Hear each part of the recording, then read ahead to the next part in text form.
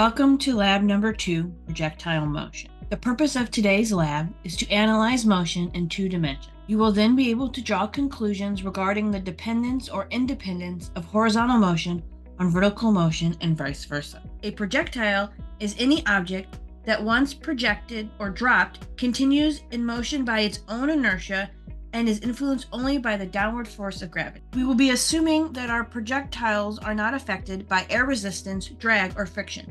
This would involve equations and math that we will not be covering in this lab. Why study projectiles? The applications of projectile motion in physics and engineering are numerous. Things you may not have thought of as projectile motion are. Some examples include meteors as they enter Earth's atmosphere, fireworks, and the motion of any ball in sports. Rocket launches are perhaps one of the most impressive applications of projectile motion. Rockets follow a curved path out of the Earth's atmosphere, entering orbit in a controlled manner. The military uses projectile motion in the design and use of weaponry, artillery, shells, bullets, and missiles, and they all follow projectile paths. Calculating these paths accurately is crucial for hitting targets. So projectile motion shows up in everyday things, in spectacular things, and even things like war. It can be used for good or bad. The curved path of objects in projectile motion was shown by Galileo to be a parabola, but may also be a straight line in the special case when it is thrown directly upward or downward. There are quite a few useful equations provided in the lab manual that you will use to complete the calculations for this lab. These first 4 equations are known as the kinematic equations. Sometimes they use slightly different notation or are arranged to solve for different variables. Also, there are versions for motion in both the x and y direction. The lab manual simplifies these equations and uses known information to get equations that you can use to calculate all the values you're asked to find. The equipment used in person for this lab are ball bearings, mini projectile launcher, meter stick, stopwatch, white paper, carbon paper, C-clamp, and masking.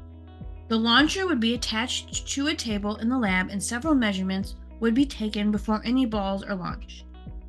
We will now go through the procedure and setup for this lab. We will also be providing you with the data you will need to complete the lab. The first step is to simply put in place our projectile. So we're using the C-clamp and we're using the screws to put in place our projectile launcher.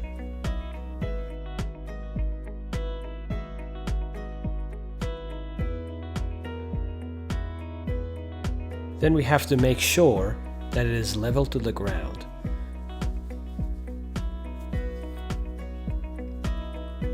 At first, we're going to test it to see if it works and where the ball will land on the floor. It has 3 different ranges. We usually go on a long range or medium range.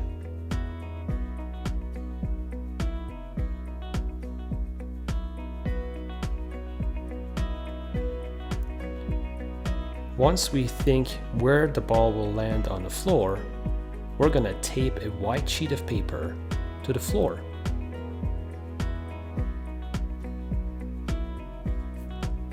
Then we're going to place a carbon paper on top of it.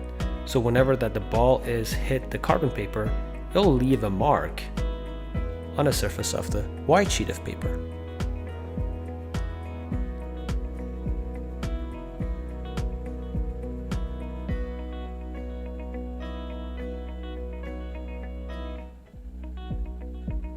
We have to do it a few times, at least 5, and make an average. The next step is to figure out the distance that the ball has traveled along the x direction.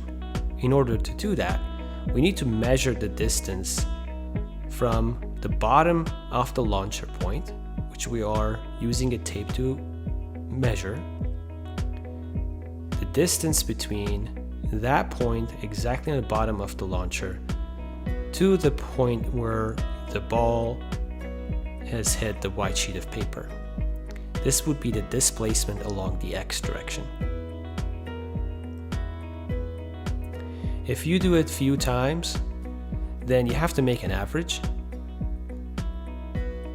in this case, most of the projectiles have hit in a very close proximity to each other.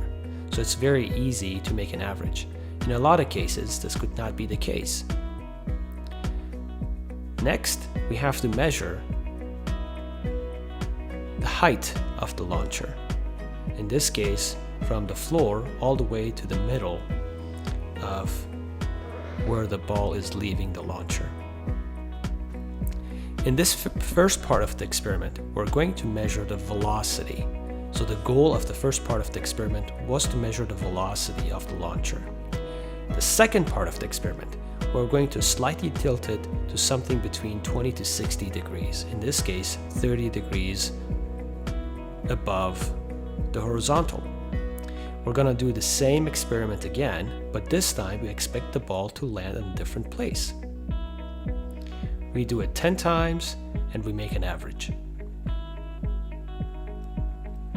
We do the same thing.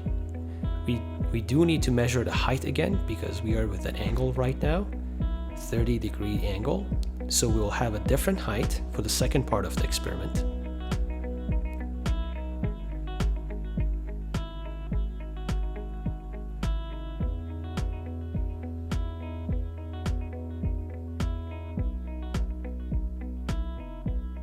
And we have to measure the displacement along the x direction as well.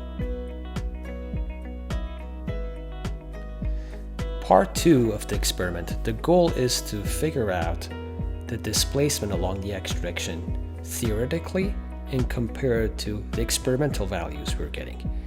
Right now we're making an average because we have so many different spots where the ball hit the white sheet of paper, and we make an average.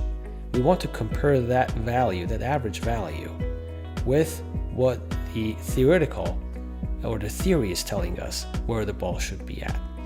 In order to figure out where the ball is landing theoretically, we need to use part 1 of the experiment where we find the velocity. Please see the lab manual for a list of formulas to use and to write up your lab report. Thank you.